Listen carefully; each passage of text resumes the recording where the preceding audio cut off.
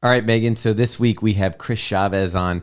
I think that, I'm not a huge track person. So all my news, everything that I get, is usually from Citius Mag. And so I probably knew Citius Mag before I knew who Chris was.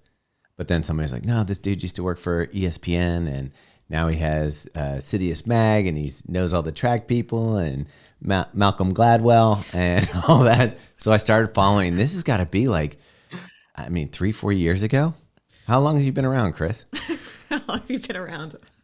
Yeah. No, thanks for having me. Citius has celebrated its 6th birthday, I think, back in February, and but it is pretty cool because I guess really I say it started 6 years ago when I just basically started this as a fun blog to geek out on track and field. But really it's taken off, I think, within the last 2 years because I've made it my full-time job. And so now kind of dedicating, round the clock coverage of track and field has kind of, led to a bigger content output, which I'm sure you guys are totally familiar with your own media company. And so, it's kind of started to spring onto more people's radars within the last 2 years, but we're having a lot of fun along the way.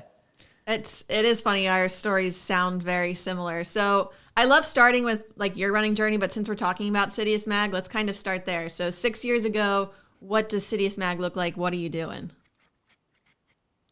Yeah. So the entire time, I guess at the beginning of Citius Mag, I was working at Sports Illustrated. I was, a writer there, and then, later shifted to more of an editor role, kind of quarterbacking our breaking news team across all different sports. So, basically I was in charge of if, for example, Tom Brady breaks his leg in the middle of a game or something like that, it would be on me to assign a writer to it and be like, hey, get me a story on this in 10 minutes and really fast-paced stuff. And but when I started there, it was more sort of, I was one of those writers, pumping out breaking news stories left and right. And at the same time, I was doing my own sort of track and field coverage. I knew that Sports Illustrated had a rich history of covering the Olympics and the magazine covers and all that stuff going back to, it's really how I started kind of really following the sport, was educating myself by reading old Sports Illustrated stories.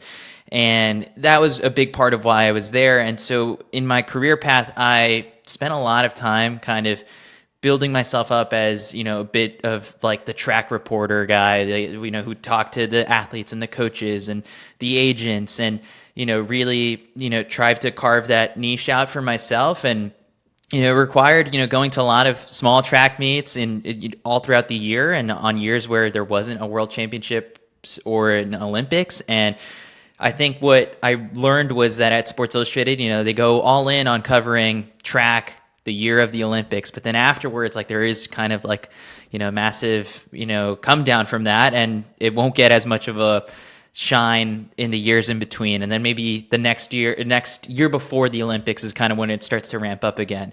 And for me, I just needed that outlet to kind of continue to geek out and cover the track meets year round. And so I wasn't going to bug my editors anymore at SI with hey, here's a 1,000 word recap on what happened at the Stanford relays or whatever it might be.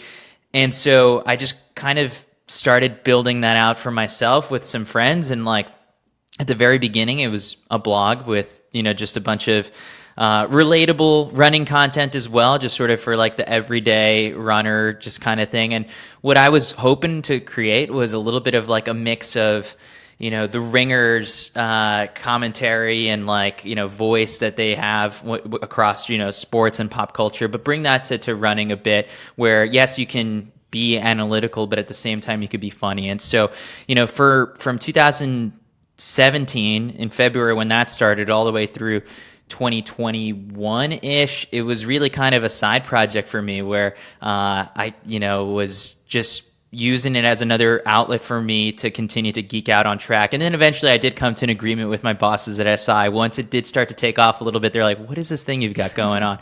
And I was like, well, it's a blog with me and my friends, and we just use it to geek out on running. And so then it was just sort of, the agreement was, if there was a breaking news story or a feature, it would have to go to SI. I would never use SI to get access to things that I would then do for Citius. And so, it all worked out in a sense where I was kind of, double dipping, and it was good because I got to build out sort of my next career move while I was still at SI. Yeah. So I got it wrong in the beginning. It wasn't ESPN. It was Sports Illustrated, just to clarify. But I was at ESPN for a little bit. I did an internship there, Okay. back in 2014. And so I've done some work with them for sure, yeah. All right. But so in coming to this, so like I said, you become sort of like, if I know that something's going on in track and I want to pay attention to it, I pretty much, Citius Mag on Instagram is my feed for that. It used to be, I used to love Flow Track. And they used to do the final kick or whatever it was. And they used to have a lot of fun, and I just feel like they stopped. And I feel like, again, Citius Mag took that spot of kind of bringing personality to track, which is, I think, the toughest thing as a person who got into running later and didn't do track. I don't come from a track background. The lifespan and the time that someone's like eligible for track meets and being a pro athlete is really short, but you've been able to create like a way to get to know these personalities and make it more personable and fun to follow. Is that, like, when you talk about the ringers and stuff like that, is the relationships with the actual athletes what you think makes the difference? Yeah, and it's really funny that you bring up kind of the old school flow track days, because that's where I got my start really with covering track and field. It was a cold email to Ryan Fenton at Flow Track in 2012 when I stayed in on a Friday night and just stumbled upon a track meet. Like, that's how it all kind of started. Was like, in high school I ran track. I was nothing special. I didn't really expect to keep running beyond, my high school career. I was a sprinter, didn't even think of running distance. And what I noticed at Flow Track at the time was that, they had a lot of personality driven coverage, where Ryan Fenton and Alex Lohr were always recapping, what was going on every single week in these short, funny videos. And in a sense, like, to your point, they've gotten away from it a little bit, and it was always something that I enjoyed doing. I was there from 2012 to 2014, and things change and company priorities shift. But it's kind of funny because Kyle Merber, who's my right hand man in everything that we do at Citius Mag, and I have sort of, in a way, brought back what that was for us when we were, becoming track and field fans and really coming up in the sport to this current generation. And I would say, like, the relationships with the athletes is definitely something that is a little bit different, sort of in a way where, I think, like, the biggest criticism that Citius Mag gets is that, we're super friendly with the athletes, and that we're buddies with them. And that's true.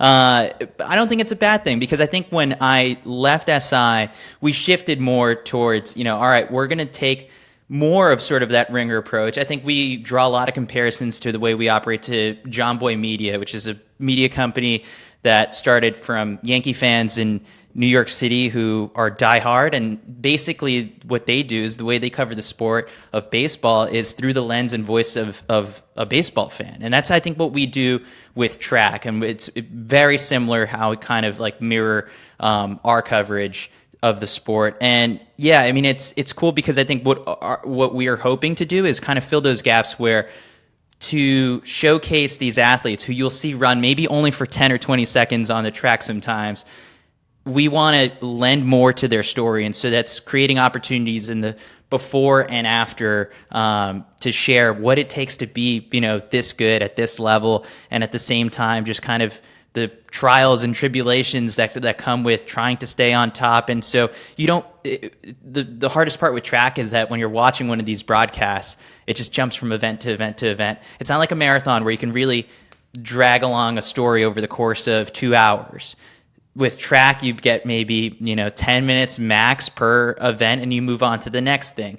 And it's just not enough time to really dive into some of these athlete stories. And so what we're kind of doing is, through podcasts, newsletters, articles on our website, or whatever it might be, even through social media, is kind of enhance that experience and make it easier for people to, one, relate to these athletes, follow along, and just kind of know what's going on.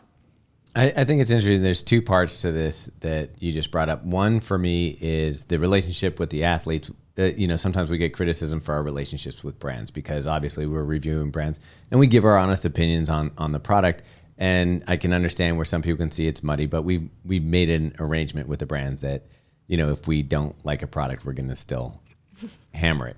So, Right. I can see that where that can get cloudy. I don't necessarily see you guys being chummy with the athletes.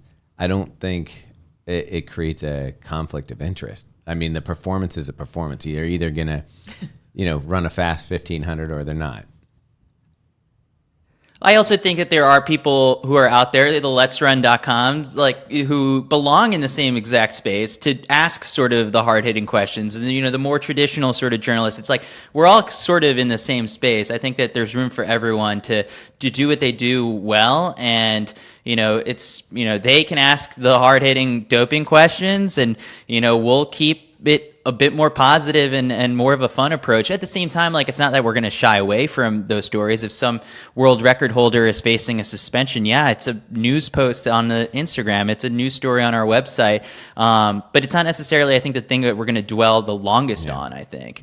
We'll focus on sort of like the aftermath and what happens after that. Like, all right, so now that person is gone, who's the favorite for this gold medal or whatever it might be?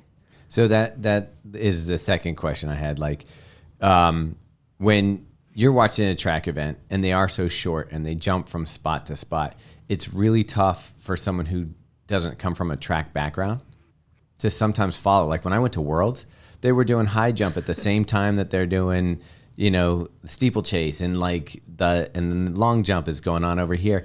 I felt like my ADHD was going nuts. Plus the little truck that was driving back and forth to bring the shot put to people. That was my favorite. How do you break it down for people to understand the sport who maybe didn't grow up in it or aren't avid followers? Yeah, it's a lot to try and take in sometimes. And the hardest part is that, your attention is pulled in so many different directions. And I think that kind of goes to the product too, that where it's like, if you look at the way an NBA game was presented 40 years ago, it's not the same as if you turned it on the TV now. And track is one of those sports that just kind of hasn't evolved in that sense. It's the same sort of 4-hour long, in a sense, a marathon of just kind of paying attention to everything that's taking place. And so what we've seen sort of in recent years for sure is like more of these grassroots pop-up events and the brands are starting to get behind that as well, where it's a bit more concise and like, all right, tonight it's going to be all about, 2 stacked mile races, and maybe there's a community mile to engage, people in that sense. And I kind of like that model for sure. A traditional big stage track meet like a world championships or a US championships, that's fun because, the stakes are really high, but it is hard to pay attention to a lot of different things. And I think sometimes, the broadcast tries its best to shed a light on, the big important things, but they're gonna, miss things from time to time. It's like you're gonna have to cut away to the long jump in the middle of the steeplechase in order to show this big moment. And it drives the diehards crazy for sure because they want to see every single second of every single race. But yeah, I mean, that's one of the challenges. And some of the streaming companies do just a totally alternate feed for just the long jump or just the pole vault, and that works. But again, sort of like that, there's just so many menu items to choose from. And I think what I would recommend is for people to start with picking their favorites. Say, hey, I'm going to be a huge 1500 meter or 800 meter fan, and I'm going to watch that. And the races beforehand are the appetizer, and what comes afterwards is the dessert. And so that's kind of like, really dig into one event, study it up, pick your favorites. I always tell people, pick a team. Like, all of a sudden you could be an On Athletics or Bowerman Track Club fan, and now you've got a dog in the fight basically to really root for. And so it's there could be a how-to guide on how to become a track fan, and maybe that's something that we could write someday. That'd be good. I like the idea of the team stuff, but it's weird because now it's all brand driven. It's not. I mean, I think even though I guess you're starting to see kind of a sidetrack of it with the Tin Men and who was Team Boss, stuff like that, where you kind of associate different athletes with a training group. What like did something happen, or was it like a slow build to when you're like, I'm gonna go all in on Citius Mag? Yeah. So 2021, basically, a dream came true for me in 2016 covering the Rio Olympics. And that was what I'd been working really hard towards from 2012. I was like, all right, I want to do that. And I never really expected that I would do it at Sports Illustrated. And that was cool because I was part of like this very traditional sort of journalism legacy of like the SI Olympic team, and like it was a cool thing to be part of. And I looked forward to doing it in 2020, and then the pandemic sidetracks things, and it's 2021 and gets delayed, and then we really have to like cut down on the number of people that we sent. And so I think Sports Illustrated only ended up sending 4 people, and I missed the cut, and it was heartbreaking for sure. But instead, I kind of made the most of it where, at that point I was like, all right, I'm going to cover the Olympics remotely as well as I can. And, that was through flash quotes and online portals and all that stuff where you could get interviews. And so I was going to do my job as best as I could from being in the United States and watching everything remote. And at the same time, like Citius was starting to pick up for sure in 2021. Like Kyle Merber and I did a couple broadcasts together, and people really seemed to like our chemistry. And we were starting to put our heads together as to like, all right, what could we do to really kind of improve track and field's coverage. And for me, I was bringing sort of the media background, and Kyle was bringing the athlete perspective. He had now just sort of retired and started a newsletter that was picking up steam. And it's sort of like our chemistry really worked together. And so, towards the end of 2021, I started to think, all right, 2022 with the World Championships on home soil, like that's going to be a big pivotal moment for the United States and its mission to grow track and field in America. And it could be a big moment for Citius if we really kind of lean into it. Because at the same time at SI, when I was juggling sort of manning a breaking news team constantly, I would always sort of have these thoughts every now and then where it's like, what if I did have just sort of my 8 hours in a day to devote solely to following and covering track and field? Like,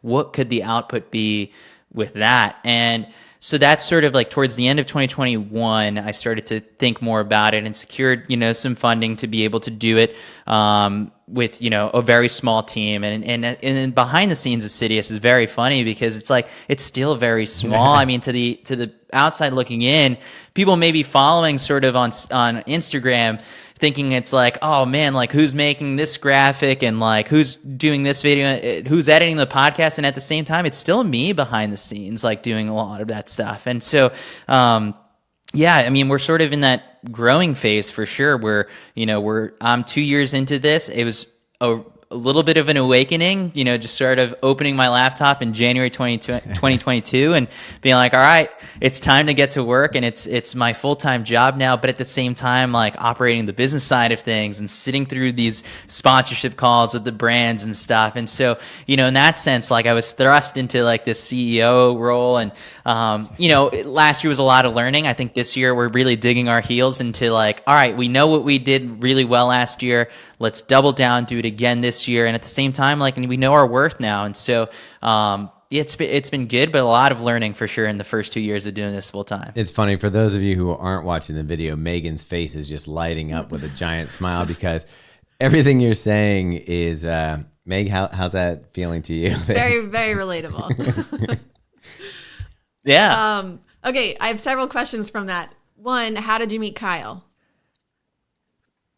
Yeah, so Kyle was one of the first athletes that I covered back in 2012. I think he was running at, I believe he had just like done his grad year at Texas or something like that. And really, both of us being from New York, we hit it off. And over the years, I think when I went to Europe for the first time to cover the European track and field circuit out there, he was one of the athletes that I was constantly around. And it's really cool, I guess, for, not a ton of people get to experience this, but in the summer when all the American track athletes go out to Europe to go and chase fast times and go out there and train and bop around from, country to country every 2 or 3 days, like Flow Track gave me this opportunity in 2013 to go out there and basically live out of a suitcase suitcase for a whole month to cover the athletes out there. Kyle was one of the athletes that I covered out there, and I slept on the floor of his flat in Belgium or something like that at some point. And so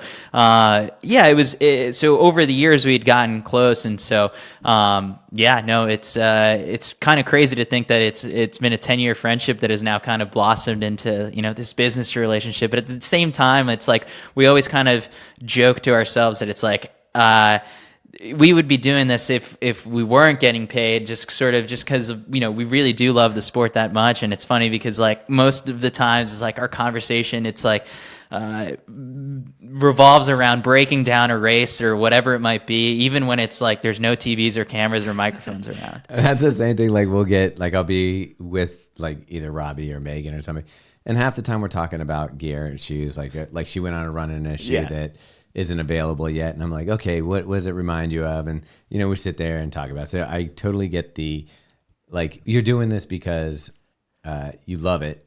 It's a perk that you get the opportunity to make a living out of it.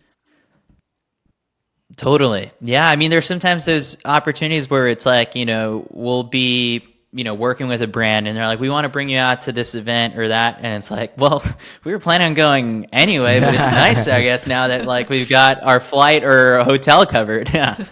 That's awesome. How many are full-time at Citius Mag now? Is it you and... Yeah.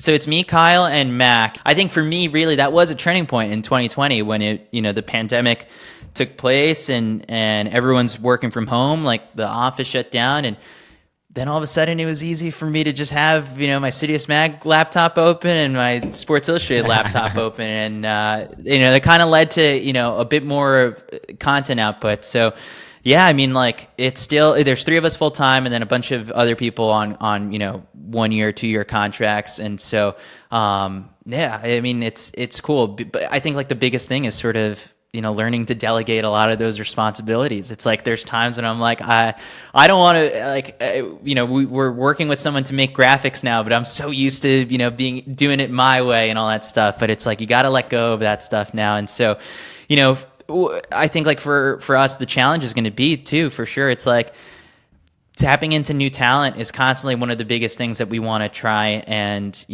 look for. It's like, who's a good, match to be part of our team, who offers something that's totally different. And that's constantly what we're trying to do when we look for, new people to contract to be our European correspondent, to hit the Diamond Leagues or anything like that. And so, it's always cool to be on that side of things and see, all right, who's the fresh blood that's going to be, part of the Citius Mag team. Yeah, that's always a challenge. I do have, like Meg said at the beginning, we weren't going to put you on the hot seat, but I think I'm going to put you on the hot seat. Sorry. The women's record was just shattered by 7 seconds for the mile. That seems I don't, again, I'm going to disqualify myself from being any kind of track expert. That seems incredibly dramatic. Yeah, no, it was wild. But I think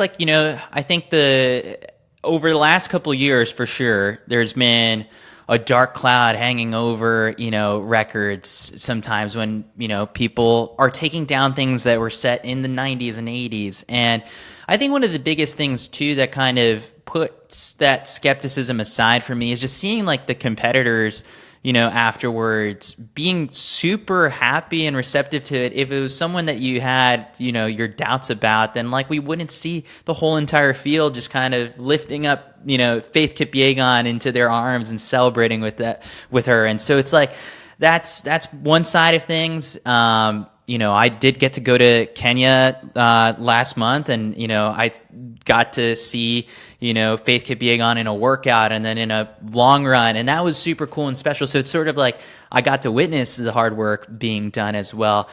And then you just also have to factor in all of the technological advances that we've done, whether it's like the spikes and the tracks. I get that with, maybe I don't understand track enough, but the I get it with the marathon. Like if you give me they were running in flats basically before, and now they have spongy shoes that have a little more balance to it, and your legs feel fresher towards the end.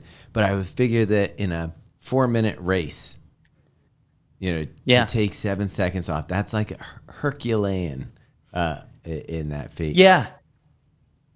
Well, the other thing too is sort of like I don't think it has been explored as much because they're not, I guess, publicly available yet. Is like the spikes that I think she's wearing are still like, you know, in somewhat of a prototype phase where like, yes, the Dragonfly is what, you know, all the data is out there about, but I think these are like the Dragonfly 2s or whatever it might be. And so like, they definitely look different than, you know, what's on everyone else's feet. I think we're seeing, Jakob Ingebrigtsen from Norway, the 1500 meter Olympic champ, like he's also wearing them. And so, you know, I think we're maybe on the precipice of another one of those technological advances where Nike is going to be ahead again for a bit. So I mean, that's maybe the side that you guys are pretty, maybe more versed in for sure. And just kind of unpacking. It's like, all right, well, it looks like these spikes are, you know, there's more, you know, pop to them and whatever it might be. So you mentioned Jakob there. Do you have any tattoos? I do. Yeah. I've got a couple tattoos. So you're not adverse to him. If you had to pick one of his tattoos to get put onto your body, which one would it be? Oh man. See, I'm not even sure which, like, if there's one that sticks out to me. He's just got like 50 small ones. And like the funny, I mean, here's the thing, like, and I would do it for content for sure. I would go to a tattoo parlor and get a tattoo with Jakob Ingebrigtsen. That would be amazing. If that ever was an opportunity that presented to me. Oh, 100%. I would let him give me a stick and poke if that was whatever it would be. Okay, you've heard it here first. But we're going to see this on Citius Mag. This would be amazing. And like you end up getting a full body tattoo with all the different track athletes. Oh my gosh. Yeah, no, it would be something. But it was funny because I think our Europe correspondent David McCarthy was at one of the races with him this summer, and like he was just about to, I think he ran out of time, and like, you know, the press officer like ushered Jakob away, but he was going to ask him about the tattoos and sort of like, is it true? Because I've heard this rumor and I don't know if it's true at all that like after every race that he wins, he adds another tattoo. But it's like, I feel like you would run out of real estate at some point when you're that good. Yeah, but I love it because that's his marathon medal. You know, it's like, yeah, it's his memory. He's going to have that around for a while. Yeah. Oh yeah. Now you recently got married. I got engaged in engaged. Yeah. In April. I'm jumping the gun a little bit. Okay. How's she feel about tattoos? Like if you end up doing this, is she going to put a stop to it, or she's good with it? See, I mean, well, it depends on what Jakob ends up picking, like, right? Like, I think that would, but no, she'd be totally fine with it. But yeah, no, it can't be, obviously not a face tattoo or anything like that. But yeah, no, it would.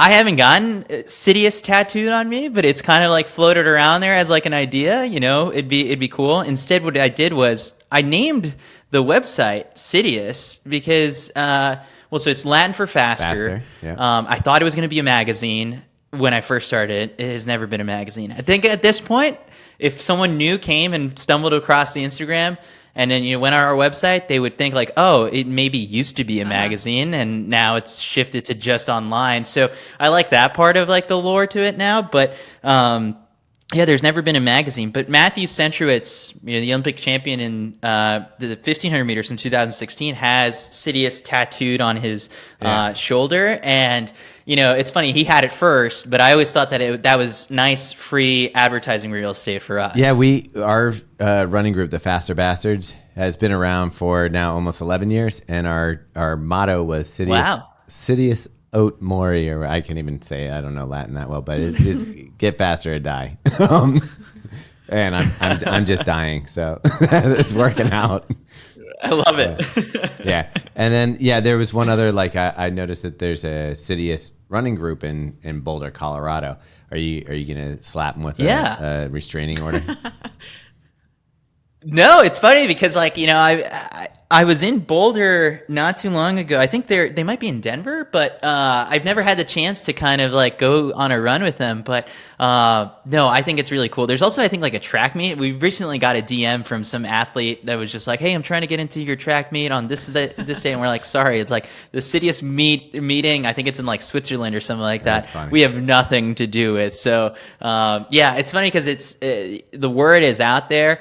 It can't just be Citius. I think the IOC UFC owns that, through the Olympic motto and all that stuff. So, we've always, it's at least now gotta too have the late mag. to shift into anything else. I think we're Citius Mag forever. Yeah. No, I think that's good. Now, you recently did a rebranding and, pretty much relaunched. Is that all because you're now full-time? Is that kind of like hey, this is a serious affair now?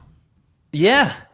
So there's that component to it too, for sure. I also, I think one of the big things for us is like, and you guys also get this too, where it's like, you never want to live on just one platform. And we're talking on the day that like Twitter's supposed to rebrand into X or whatever it might be. And like, there's just so many different changes that like can sometimes take place. And like, especially in like the creator economy, that like, you never want to just go all in on one place. And, some people can build up a massive following on TikTok or Instagram, and then suddenly something happens to the algorithm or whatever it is, and boom, like all of a sudden, like it's tough. Yeah, you gotta own so some real for estate. us, like, we decided, I think, toward the end of last year, that we wanted kind of a fresh rebrand to really kind of, signal we're here to stay. This is a new look for us, a new era. And I think the biggest thing was last year's World Championships were a big moment for us, where we started hosting like a daily talk show, and we're going to do it again this year from Budapest with like some of the biggest names in the sport. We had Shelley-Ann Fraser-Price, Michael Johnson, Malcolm Gladwell, all sitting down with us for basically like this show that would run in between the morning and the evening sessions. And we would notice that, we were trying to grow for sure our YouTube, following and community on there. And when we would have someone like Shelley-Ann Fraser-Price on, the numbers would spike, because all of a sudden you have like all these Jamaican fans, stumbling upon an hour-long interview with the, fastest woman. And then, they start to get familiar. It's like they see what's on our channel. They see there's more interviews with tons of athletes. And, what we noticed was like, oh man, like unless they just went to Instagram and started following us there, that if they went to citiusmag.com, it hadn't been updated in like 2 weeks, because I was drowning in just kind of all the content output that we were putting together during Worlds, that we wanted to, that hub, that space where it's like, I need to learn more, wasn't really like kind of up to date or anything like that. And so that's when sort of consciously I was like, all right, we need a new website, a new look to it. Just let's totally change it up. And, finally retired the, almost Chicago Cubs looking font that I found in 2016 to just spell out Citius Mag. And we worked with Butter Studio out of here in New York, just a creative agency, and they were fantastic over the course of like, I think it was like almost 6 months, but like it was a really cool process where every week we met with them to, go over a different component of the website. And it really, came to life, and now it's kind of like that hub where, we're going to post our best videos, best articles, breakouts from Kyle's newsletter, and just kind of keep it fresh every day so that someone, can consume something new about track and field, whether it's, a video, a podcast, a newsletter, whatever it might be. And so that was kind of like a lot of the intent to it. And so now it's kind of like our hub for the best of. So it's interesting when we meet people out on the street, like when we interact with our community, it changes where people like have a connection point to us. So when someone comes up and meets you and they say, I love what's going to follow that right now? I think if it's to me, it's usually the podcast. Okay. If it's to Kyle, it's the newsletter. And then, I think like it kind of varies from person to person on our team, which is it's a cool thing. It's hard because I guess like when it's just an Instagram page that is posting sometimes just, graphics of like athlete results or performances or whatever it might be, that there's no personality attached to it. But again, to the point of what you guys do, what we do, it's like, I think that's what kind of creates that relatability from our audience to us, is that there's a face attached to what we do. And it's again, like FlowTrack had that back in the day and less so now. And I think it's successful. I think like digital media shifting into that side of things, where people follow certain personalities or reporters or whoever it might be because they trust that person to give them quality news or analysis. And so for us, that's people attaching themselves to, with me, it's usually the podcast. With Kyle, it's the newsletter. So it's cool. It's really cool to see, and we love those moments too. It's funny, we talk about like new media, and you're just saying how people want to see the personality behind it, but it's not really a new thing if you think about like news. So like people used to have their favorite anchors, maybe you had your favorite late night host, and it was because you went to get your news from somebody that you enjoyed delivering it for you. And I think that we try to make it like this new thing, like, oh, people want to connect with it. And it's like, no, they always did. We're just kind of catching back up to the fact that you build a trusted personality and or something, and then people feel a connection to you. I know that when we were at the running event last, what was it, December? Yeah.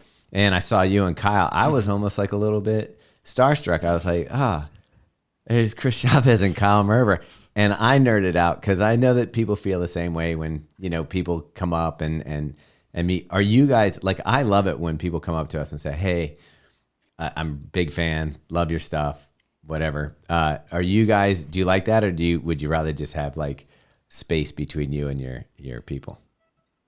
No, I think it's great. I love it. I think I'm getting better at it. Sometimes it's funny because it's like when people come up and say like, thanks for everything you do for the sport. And it's like, I'm making graphics, or like I'm making a podcast. Like it doesn't feel like all that transformative, but I guess for us, like there have been times, when I've thought about like, oh man, it is 10 p.m. I don't want to edit this podcast or whatever it is. And this is like in those growing stages when I was still at SI, I was like, I could just pull the plug on Citius Mag today and that'd be it. It'd be over and I can just focus on doing, my SI work. But then, when you have those moments at a marathon expo or something like that, and you're waiting online to pick up your bib, and the person behind you says, I really love that podcast you did with blah, blah, blah, blah. And it's like, that's cool. And it's rewarding because it's like, okay, that's what makes those late nights pay off. And, a lot of those sacrifices are worth it. Or just even knowing that sometimes it's like, oh, if we hadn't been at this meet, then like there would have not been an interview with like Nikki Hiltz after they broke like the American record or yard. Like it's just sort of those type of moments where we feel the value of what we're doing makes it rewarding. And so, yeah, I mean, I think I'm getting better at handling just sort of like the, hey, thanks for everything you do for the running community. I'm like, I'm just me. Yeah, I mean, it is interesting to feel like it's just you, but like literally, I think there's tons of people who are geeking out on the content that you create, and they don't have someone to talk to. I always think of it this way, like with the podcast, I'm just happy somebody's listening. And then you like, we talk to people and they'll be like, every long run I do, I put that on, and I realize they don't have that group of people that are nerding out about the stuff that we nerd out about.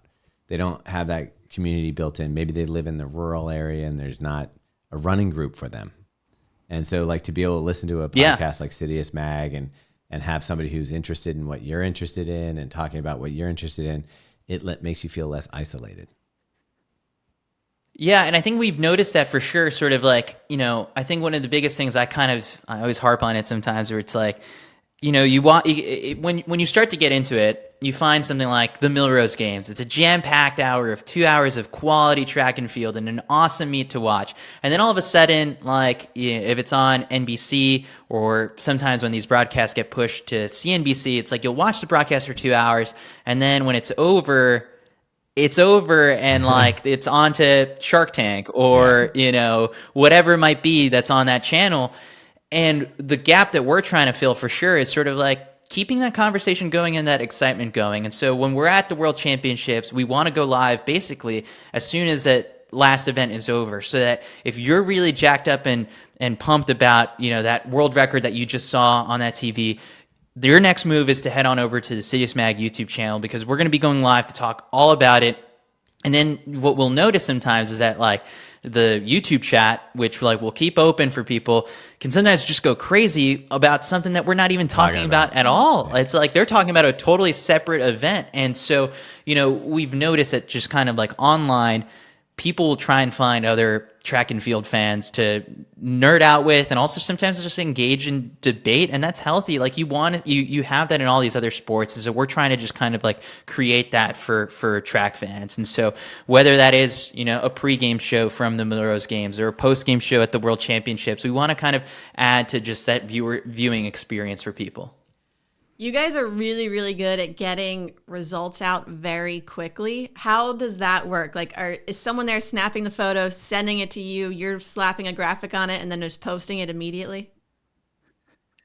Yeah, so kind of it's something that, we've kind of really nailed down and have like our little operating system with.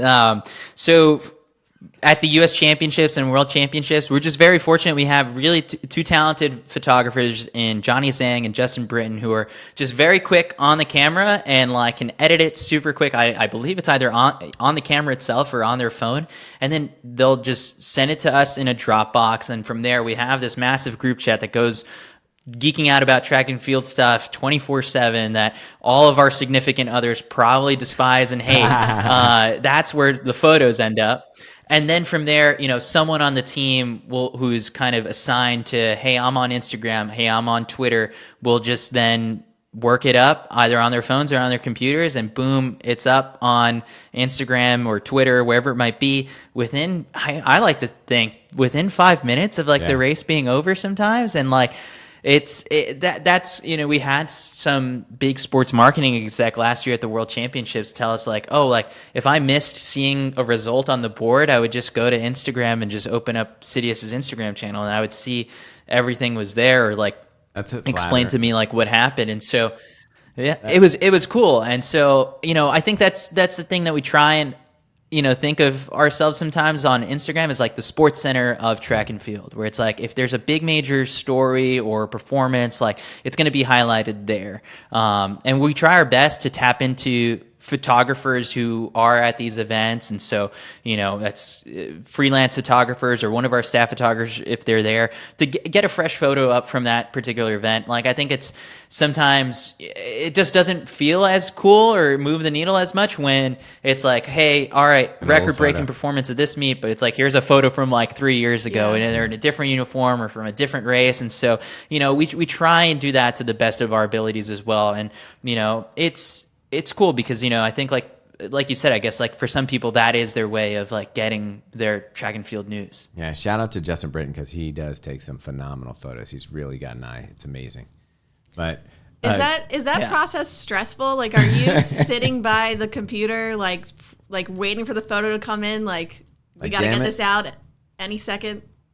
I think at this point, like we trust Justin and Johnny very well. Like they're going to drop some heat on us in the next 2 minutes. And then from there, it's funny because at a US Championships or World Championships, I'm typically in the mix zone area waiting to interview athletes and get those, interviews up on our YouTube channel, that like I'm not kind of as attuned to what's happening on Instagram or Twitter as much. So like I have some confidence in David Melly, who helps run our social channels, to, I think that was another key component to it too. And it's hard sometimes. It's like if we put a call out like, hey, we're looking for a social media editor or something like that, it takes a certain person to really know what our voice is, especially when it comes to delivering these results. And like, it's not just Associated Press type of written sentence, or it's like this person won in this, time and at this meet.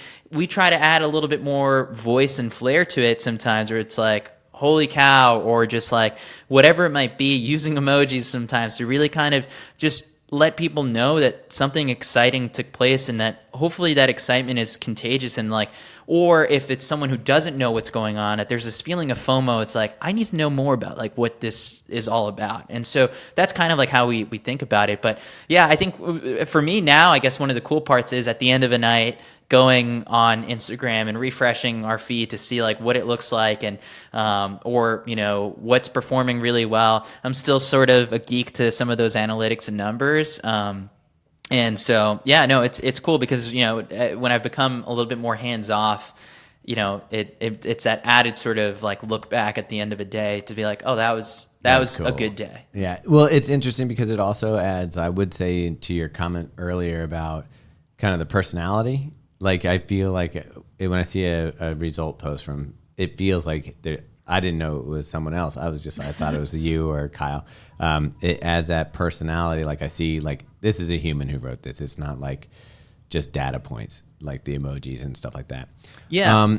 You currently, you do a lot of your stuff on YouTube as far as the post-athlete interviews and stuff.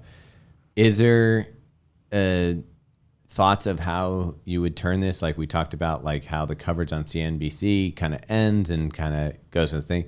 Is there would it be a goal in the future to have Citius Mag be almost a coverage and then post coverage and continued like space for people to interact?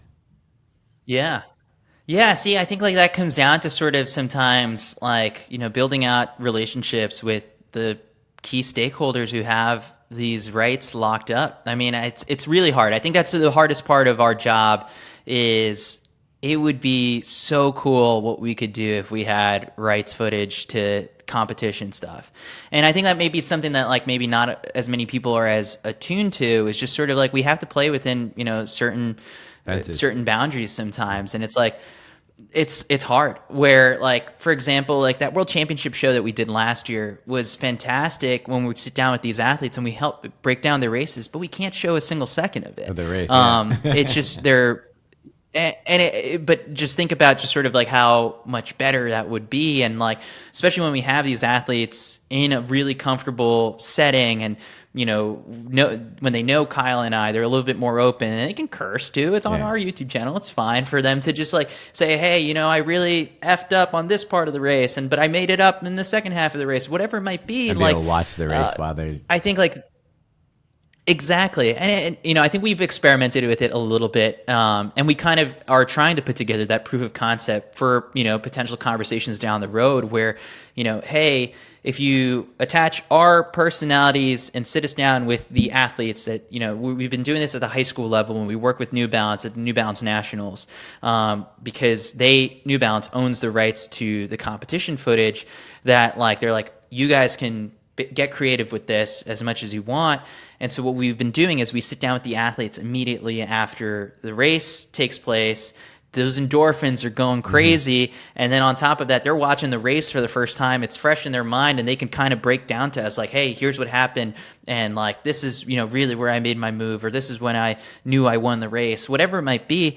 And it's like, we want to eventually love to do that at, the Olympic and professional level. But, it's hard when, a lot of those rights to things are just, locked up into super long contracts or they're protected. And, I get it, for sure. Like I understand the business side of things. People paid a lot of money for the rights to things and they want to own it for sure. But, it's hard when it's like, I think if you want to get this out to as many people as possible and you want to improve the product and the sport, I think you should work with, some other parties or media companies like us to really kind of get it out to our audiences, especially when they're craving and asking for that kind of stuff. Well, so, also like, that's the hardest part. I'm not going to go search out, like I'm not going to Megan and I will watch and she'll be like, I really want to see this track meet. And like, she'll Google like who's going to cover it or something like that. And then you're like, oh crap, I'm going to have to pay extra to be for this one track meet or whatever like that on a paper, almost like pay-per-view. What is it? That's and then our subscription service.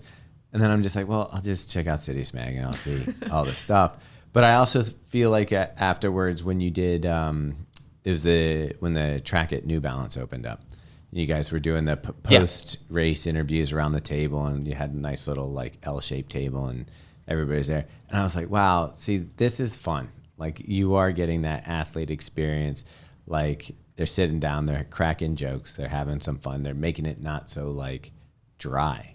And I feel like when you watch, and it would just be enhanced with footage, And when you watch it on like a CNBC or something, it's like, And they're starting for the long jump. She's had some really good. She's going to try to arouse the crowd here, get them into it.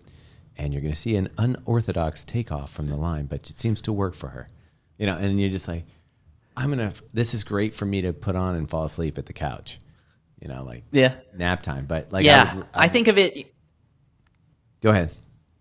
Like a hockey game is constantly sort of like that announcer excitement is going from start to finish, basically, horse racing and all that stuff. Like, I don't know, like if you, again, kind of like the contagious energy of just like, if you're excited about something, someone else will get excited about it too. And so, yeah, I mean, that's some of the challenges for sure. And so, I mean, for us, like ideally, yeah, it would be awesome to also, be able to show some of the actual competition. But, at the end of the day, right now, our goal is to make it easier for people to even know where to watch some of these things too. Like that's one of the biggest things. And just sort of like, I guess, Megan, when you're looking up like, hey, I've got to find out like if this meet is on this streaming service or this meet's on this streaming service, the biggest thing too is that like, if it's on one, they're not going to tell you about what's on the other. And it's like, we sit in a very sort of agnostic position in a sense where it's sort of like, our goal is for people just to watch track. So it's okay if we'll tell you if it's on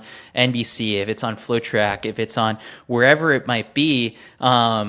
We just want people to watch. And so that's sort of like, it's something we'll start doing. I think we experimented with it on social media a little bit in the wintertime when it was like just like a TV guide basically that goes out on Friday. And it's like, hey, here's what to watch this weekend and how to watch it and who's competing at what. Maybe it's interesting to you and here's what you need. Maybe you do have to fork over $5.99 or $10.99, whatever it might be. But, it's up to you if you're interested in doing it, but here's the information and just make it easier for people to be able to watch. Are we still paying for the streaming one that we did? Probably. That's the worst thing too, is like you go to buy it once and then it's the monthly thing and then I totally forget and I'm like, oh, we already have that. Were we watching one of the marathons? Yeah. I think Berlin or something. Yeah. Yeah. And we were like, okay. Yeah. And then the worst though is when you paid YouTube? for it and then it didn't work. Oh, it was like blacked out for like most of it. And I was like, what? After all this? Yeah. I guess like, yeah, for me, like there's times where I just like, I guess I've gotten good at figuring out VPNs and like, all right, if I change my location to Romania, I'll be able to watch this meet and whatever it might be.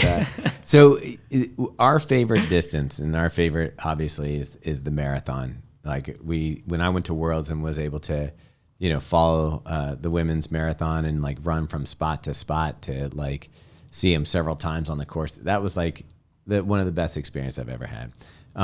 What's your favorite event in track and field?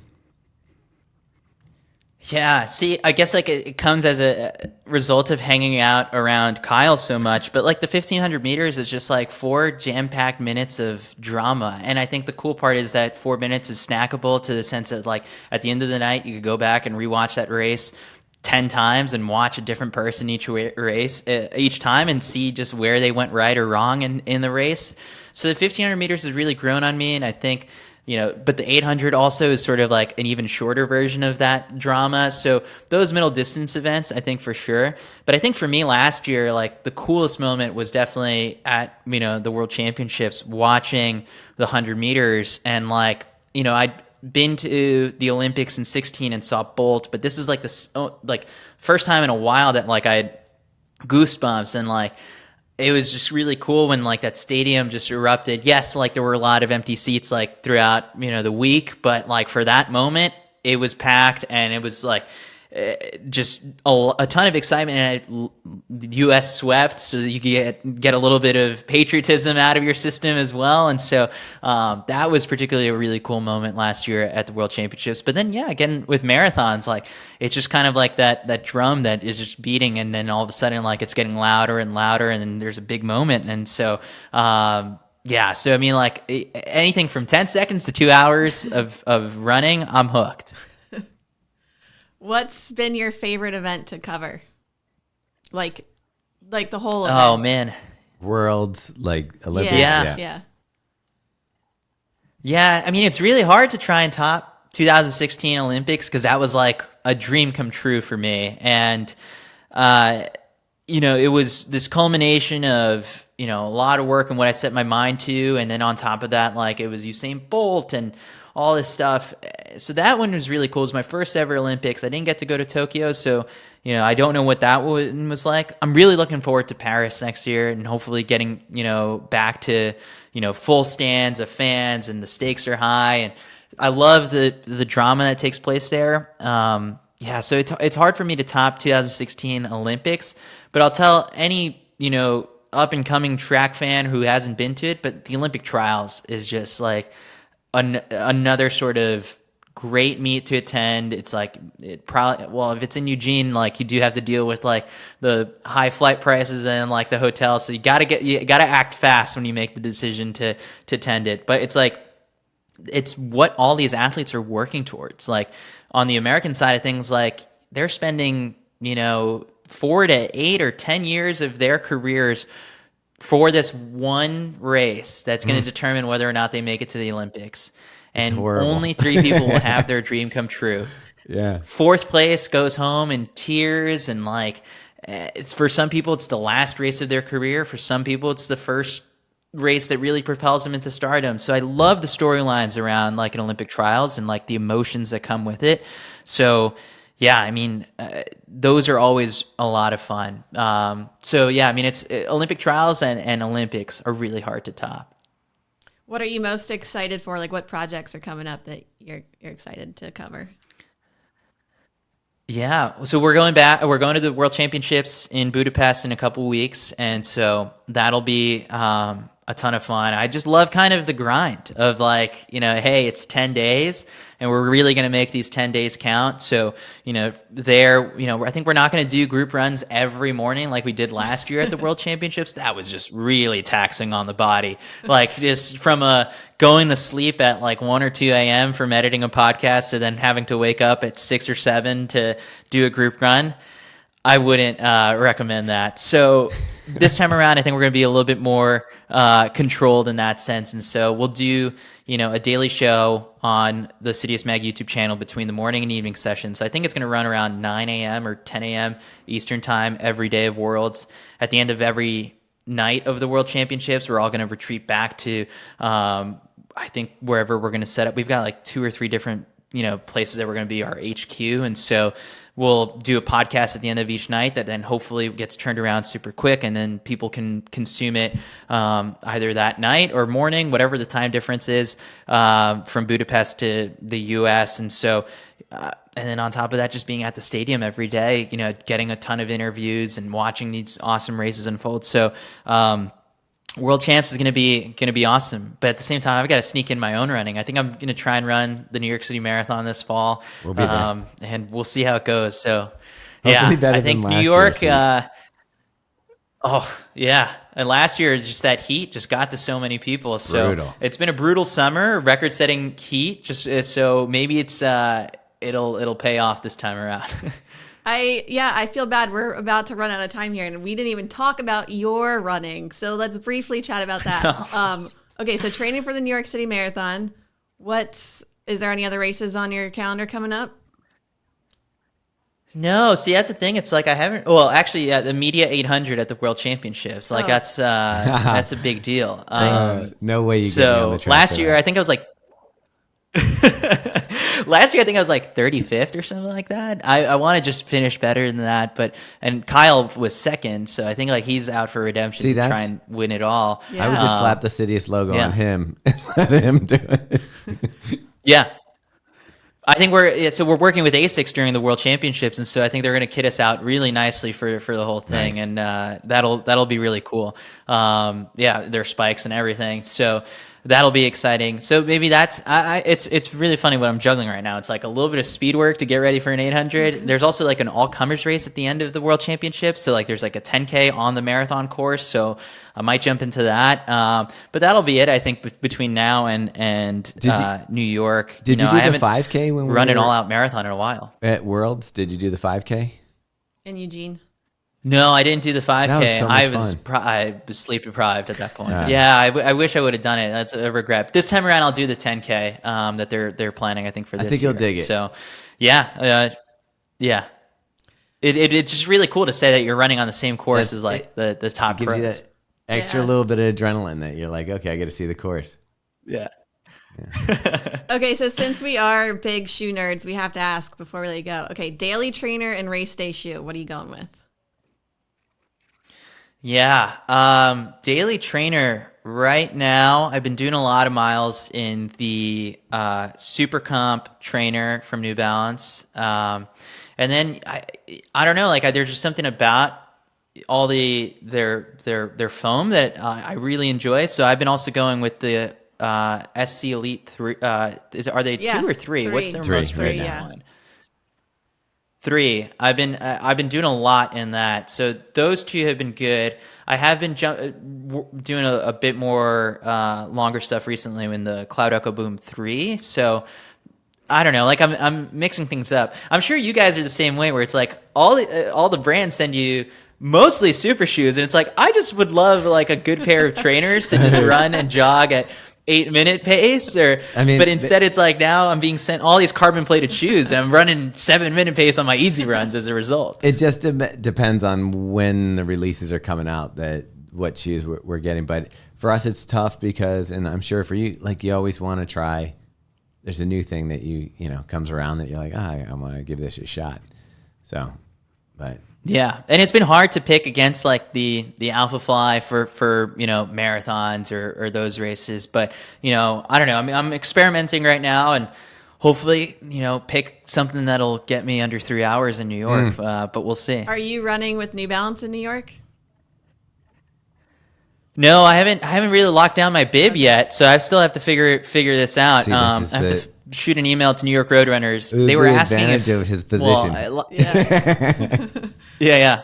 Well, last year I did the broadcast for New York Roadrunners and ESPN, and so I was on the lead cart, and I think there's a chance like they might ask me to do it, but I really want to run, and I've been training, so I think I'm gonna have to pass on any sort of TV opportunity to give this a shot. I haven't run an all-out marathon since 2019, so I'd really Pre-pandemic. I want to get back to it. Yeah. All right. And Yeah, I kind of relaxed a bit on my own running during the pandemic, and so I've jumped in New York and done it with friends twice in the last 3 years, but nothing close to all out in my PR. So we'll see. Yeah. Well, good luck on that. Wait, so what's your PR? 3:06 from Berlin 2019. Okay. So I've done it on a flat course, but I'm really challenging myself here to try and go sub 3 on New York's course, but I like it though. I don't I'm all know. for Like it. I hope I could get close. Yeah, we'll see. I mean, I think the advantage I have is that I'm here, and like it's the streets I train on, but it's not going to be easy. The only reason I'm doing New York hoping to do New York is because with Worlds and all that stuff, like it's just too much to take 2 weeks off and then get back into a marathon build and think about Berlin or Chicago. So I needed as much time as possible. I think so New York we'll is see. the toughest out of the majors. Yeah, I would agree. But also with the crowd. You guys have done all 6 now, right? We're missing Berlin, Yeah. but I think we're gonna hit that next year. Oh, it's the best. So I've done all 6. I've got all the medals nice. right here. Yeah. 6-star finisher. Yeah. So Chavez. 6-star finisher. Yeah. It's funny. I think that's what they put down kind of like on the press release when they announced like, oh, here's who the broadcast team is for the New York City Marathon. 6-star And it's finisher. like Dina Castor, former American record holder at 6-star finisher. It's like, okay, I needed something. Yeah. I mean, that's pretty good though. Yeah. Yeah. I'll take it. Awesome. New York okay. is 2-0 on me. It's crushed me 2 times. Oh, yeah. I'm hoping this year will be my year. We'll see. Yeah. We'll see. Okay, Chris, I know we've taken up an hour of your time. Very much appreciated. It was very fun chatting with you today and learning a little bit more about Citius Mag and yourself. And we'll hopefully see you in New York, if not before then, at some event. Yeah, he's probably at the Fifth Avenue Mile. Awesome. No, thanks so much for having me. Yeah. Oh, yeah, Fifth Ave Mile. I think I'll try and jump into that. And there's a media heat for that, too. So we'll Not see. yet, We'll see how I fare in that. Yeah. Nice. All right. All right. Thanks, Chris.